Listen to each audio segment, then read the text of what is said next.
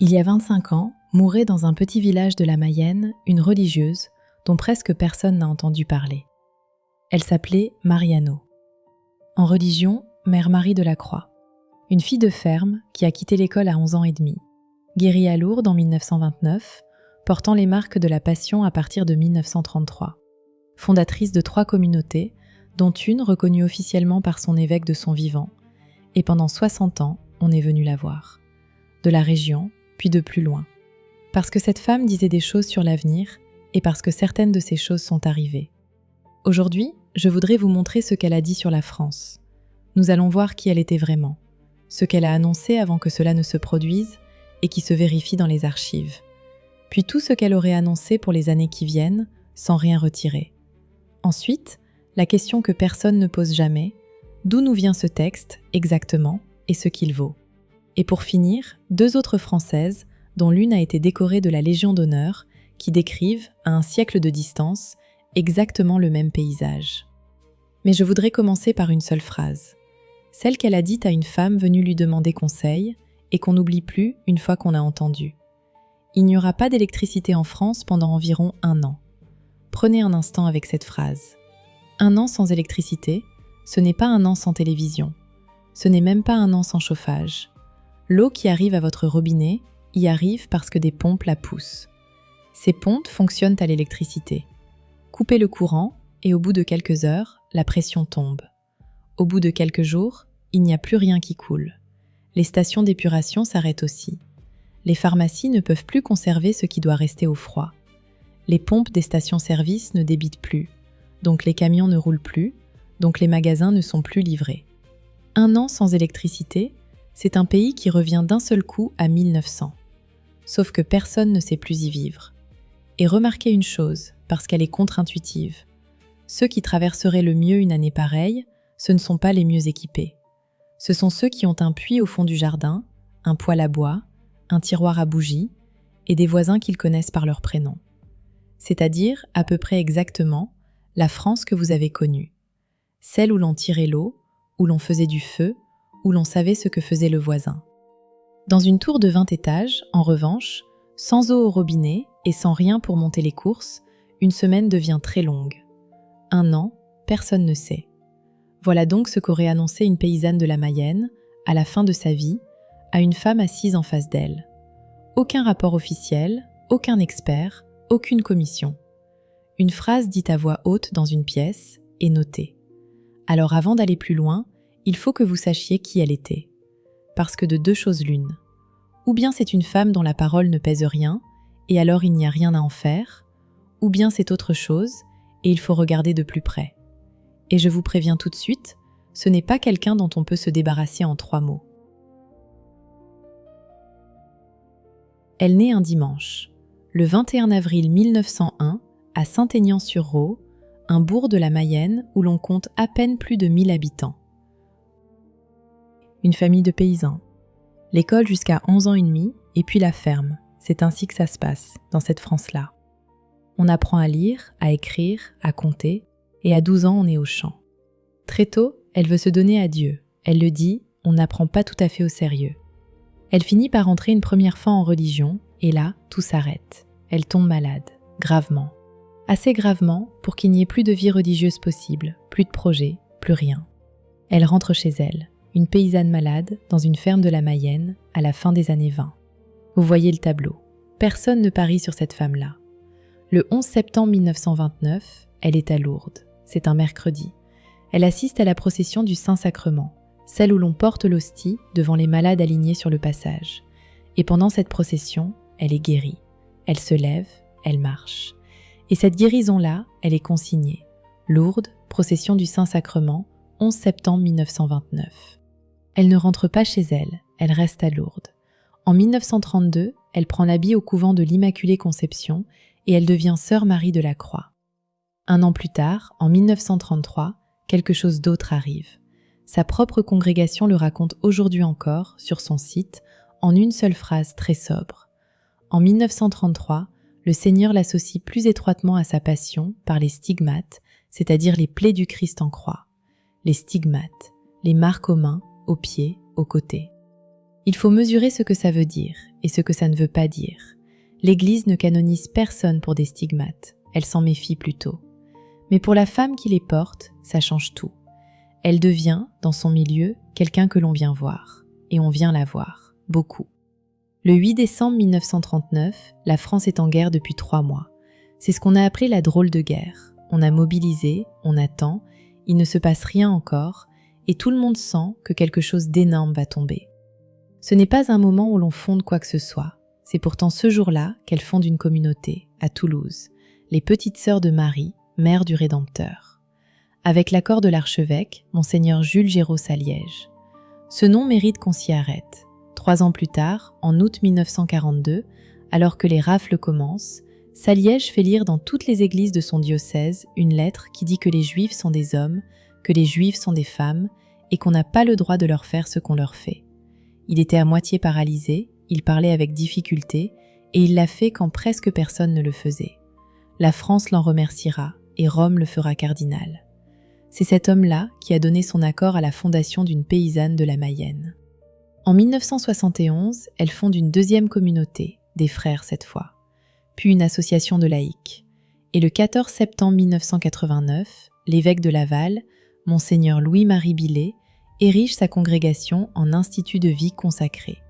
Ce n'est pas une reconnaissance de ses visions, c'est une reconnaissance officielle de son œuvre, par l'Église, de son vivant. Elle meurt le 9 avril 1999, un vendredi saint, le jour de la Passion, elle qui en portait les marques depuis 66 ans, à 98 ans dans le village où elle était née. Née un dimanche, morte un vendredi saint, au même endroit. On peut n'y voir qu'un hasard de calendrier.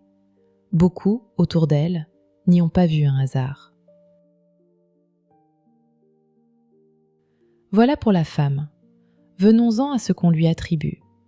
Et d'abord à 2 histoires de papes. Le 26 août 1978, un nouveau pape est élu. Albino Luciani, patriarche de Venise, qui prend le nom de Jean-Paul Ier. Un homme souriant, populaire immédiatement, dont tout le monde attend un long pontificat. Marie de la Croix, à qui l'on parle de cette élection, aurait répondu 4 mots. Il ne durera pas. Le 28 septembre 1978, on retrouve Jean-Paul Ier mort dans ses appartements. Il aura été pape 33 jours. Deuxième fait. Nous sommes en janvier 1981. Une femme lui rend visite et lui annonce, comme une bonne nouvelle, que le pape Jean-Paul II viendra à Lourdes dans l'année. C'est exact, et c'est public. Le pape est attendu en France pour la clôture du Congrès Eucharistique International à Lourdes en juillet. Marie de la Croix ne se réjouit pas. Elle pose une question. Pourra-t-il seulement venir ? Le 13 mai 1981, place Saint-Pierre, Mehmet Ali Akça tire sur Jean-Paul II et le blesse grièvement. Le pape passe l'été entre l'hôpital et la convalescence. Le voyage de juillet à Lourdes n'a pas lieu. Jean-Paul II ira à Lourdes, mais 2 ans plus tard, les 14 et 15 août 1983. 2 fois. 2 fois cette religieuse de la Mayenne, qui n'avait ni radio d'information ni relation à Rome, aurait posé sur un pape une phrase que les mois suivants sont venus remplir. C'est après cela qu'on a commencé à venir de loin. Maintenant, ce qu'elle aurait annoncé pour la France. Et là, je vous préviens, c'est rude. D'abord la guerre. Elle viendrait de l'Orient. D'un endroit qu'elle désigne d'une façon particulière, le pays de Jésus, Israël et ses environs. Ensuite, la France elle-même. Elle serait secouée par la guerre civile. Des bandes se formeraient, qui parcouraient le pays en semant la terreur et la mort. Des boules de feu poursuivraient les gens. Puis Marseille. Et c'est le passage le plus étrange de tout ce qu'on lui attribue. Marseille serait sous une mer debout. Seules les crêtes des collines émergeraient. Le prêtre qui a noté cette phrase l'a trouvée absurde, et il l'a écrit. Il connaissait la Méditerranée. C'est une mer fermée, dont le marnage dépasse à peine 30 cm. Comment une mer pareille pourrait-elle se dresser et engloutir une ville de cette taille? Nous reviendrons sur Marseille, parce que ce n'est pas la seule fois que ce nom apparaît. Vient ensuite le manque. Nous manquerons de tout, aurait-elle dit. Et cette phrase, celle par laquelle nous avons commencé, il n'y aura pas d'électricité pendant environ 1 an, avec, pendant les événements, de violents orages. Puis Paris. À des proches qui vivaient dans la capitale, elle aurait donné un conseil très concret. Tenez-vous prêts à fuir Paris, et à fuir à vélo. Elle aurait même donné le calendrier. Le premier jour, on pourra sortir. Le deuxième jour, avec peine. Le troisième jour, on ne pourra plus. 3 jours, c'est la fenêtre. Arrêtons-nous là-dessus, parce que c'est le passage le plus concret de tout ce qu'on lui attribue et le seul qui ressemble à une consigne plutôt qu'à une vision. Pourquoi le vélo ? Réfléchissez à ce qui se passe quand 2 millions de personnes décident de quitter une ville en même temps. Les autoroutes se bloquent en quelques heures, les stations-service sont vides le premier jour. Les trains, s'il n'y a plus d'électricité, ne partent pas du tout. Une voiture dans un embouteillage de 100 km ne vaut pas mieux qu'un mur. Un vélo passe. Il ne demande pas de carburant, il se porte quand la route est coupée et il avance à 15 km à l'heure là où les voitures avancent à 0. Ceux qui ont vécu l'exode de 1940 vous le direz. Ce n'est pas le manque de véhicules qui a tué des gens sur les routes de France, c'est le nombre de véhicules. Et la fenêtre de 3 jours dit la même chose, autrement. Le premier jour, il reste de la place. Le deuxième, tout le monde a compris en même temps. Le troisième, il n'y a plus de route, il n'y a plus qu'une foule. Que vous croyez ou non à l'origine de cette phrase, elle décrit correctement ce qui se produit. C'est peut-être ce qui trouble le plus. Si vous avez un enfant ou un petit enfant à Paris, vous venez sans doute de penser à lui, c'est normal. Gardez cette pensée pour la fin de cette vidéo, parce que j'aurai quelque chose à vous en dire. Et enfin, la campagne. À la femme qui l'interrogeait, en Mayenne, elle aurait dit ceci. Là où vous êtes, vous n'avez rien à craindre, mais en aval, ce sera mauvais, comme la plupart des grandes villes. Il y aurait ensuite un triste Noël, et puis, bien plus tard, beaucoup de vocations. Tellement de vocations qu'on lui aurait demandé où l'on logerait tout ce monde dans un village de Mayenne. Il y aura tellement de maisons vides, aurait-elle répondu, que ce ne sera pas un problème. Voilà ce qu'elle aurait dit. Et il reste une chose à savoir, qui a son importance pour la suite. Marie de la Croix n'a jamais rien écrit de tout cela. Pas de journal spirituel, pas de manuscrit, rien de sa main. Ces phrases nous viennent de 2 personnes. Un prêtre de la Mayenne, qui la connaissait bien et qui tenait un carnet, il est mort depuis, et une femme, aujourd'hui très âgée, qui l'a rencontrée à 6 reprises et qui rapporte presque les mêmes mots. 2 carnets, 2 mémoires et rien d'autre. C'est ainsi que ces choses circulent, dans les campagnes, de bouche à oreille, pendant des années, jusqu'à ce que quelqu'un finisse par les imprimer.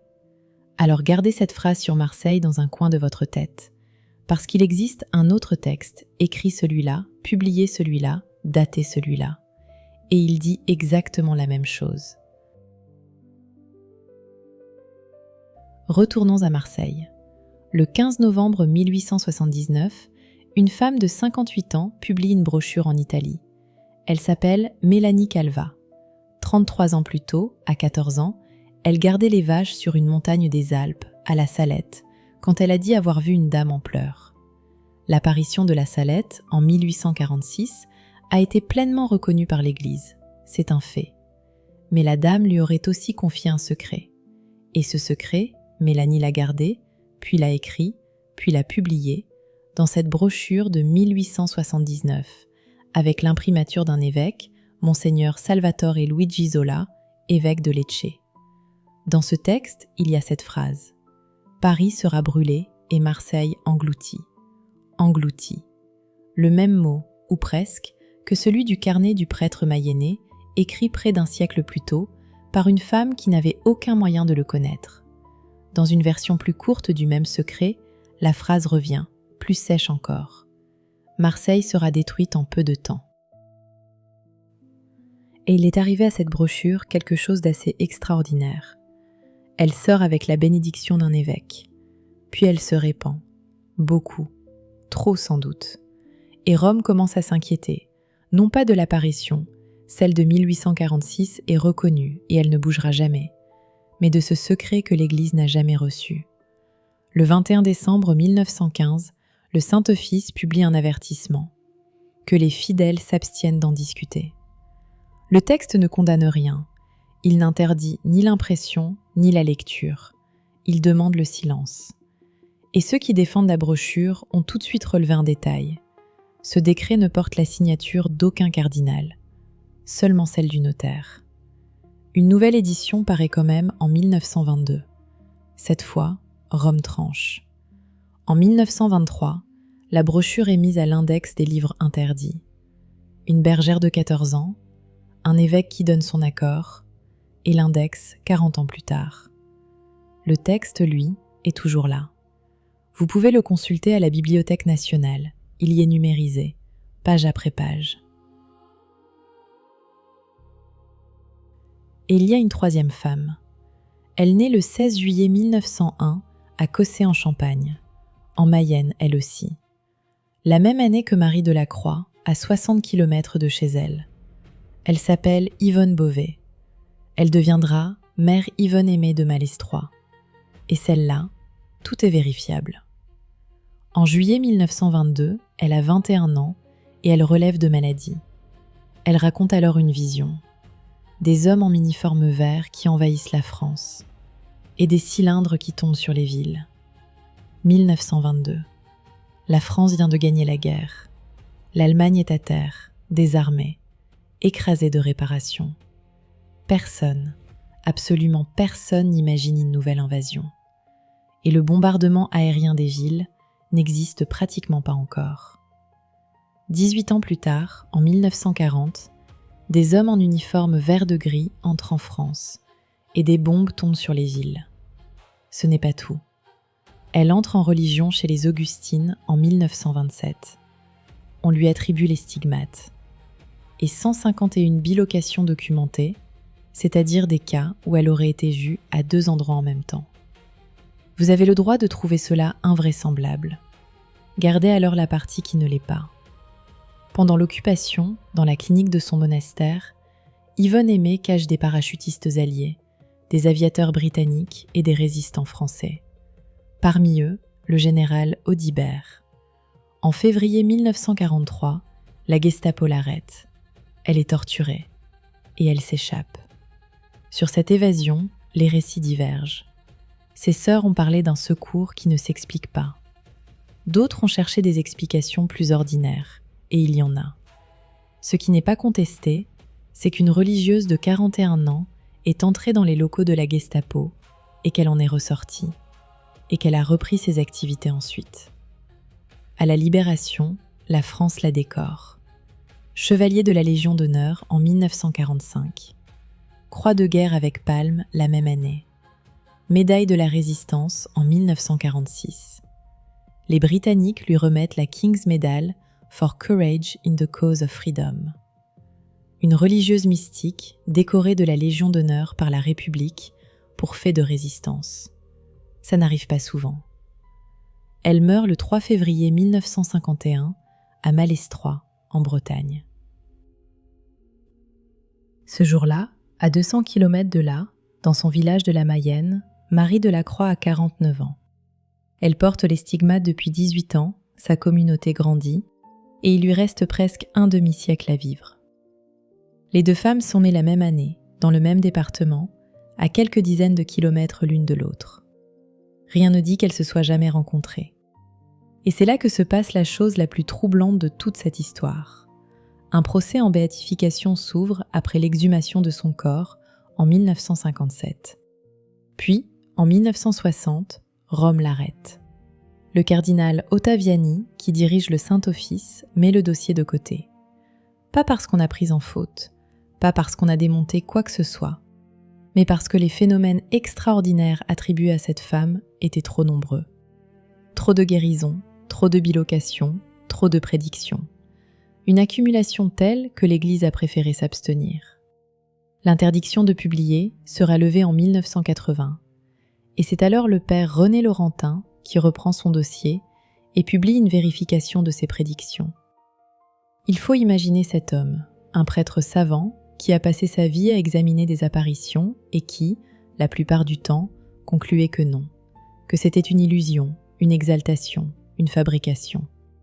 C'était son métier de décevoir, et devant le dossier d'Yvonne Aimée, il s'assoit, il compare les dates d'écriture avec les dates des événements, pièce par pièce. Et il publie le résultat sous son nom. Alors, qu'est-ce qu'on fait de tout ça ? Regardons ce que ces trois femmes ont en commun, parce que c'est le plus intéressant. Elles ne se sont jamais rencontrées. Elles n'ont pas écrit les unes pour les autres.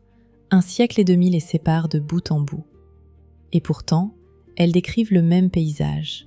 Des grandes villes qui deviennent invivables, une campagne qui devient un abri, une épreuve violente, mais qui a un début et une fin. 1 an, 3 jours, quelques mois. Aucune ne décrit la fin du monde. Toutes décrivent un passage. Vous aurez peut-être reconnu, au passage, quelque chose dont nous avons parlé récemment. Une nuit qui dure 3 jours, et une bougie de cire bénite qui reste allumée quand plus rien d'autre n'éclaire. C'est la même famille de textes, la même idée. Le monde s'éteint pour un temps, et l'on tient avec très peu. Et remarquez comment elles sont arrivées jusqu'à nous, toutes les trois. L'une par les archives de la République et le travail d'un chercheur, l'autre par une brochure imprimée, bénie par un évêque puis mise à l'index. La troisième par le carnet d'un prêtre de campagne et la mémoire d'une vieille dame. 3 chemins qui n'ont rien à voir, et au bout des 3, la même image. Il me reste une chose à vous dire, et c'est peut-être la plus importante. Vous avez peut-être remarqué que je ne vous ai donné aucune date, aucune année, aucun mois. Ce n'est pas un oubli, c'est qu'aucune de ces 3 femmes n'en a donné. Marie Delacroix parle des événements, sans jamais dire quand. Mélanie Calva n'a jamais fixé d'année. Yvonne Aimée non plus. Elles décrivent ce qui arrivera, jamais le jour où cela arrivera. Ce qui veut dire, très concrètement, que personne ne peut vous dire que c'est pour cette année, ni pour l'année prochaine. Et il y a une dernière phrase dans tout ce que nous avons vu sur laquelle je voudrais m'arrêter. Quand on a demandé à Marie Delacroix comment on logerait tous ceux qui viendraient après, elle n'a pas répondu par une image de ruine. Elle a répondu qu'il y aurait beaucoup de vocations, beaucoup de jeunes gens qui se lèveraient.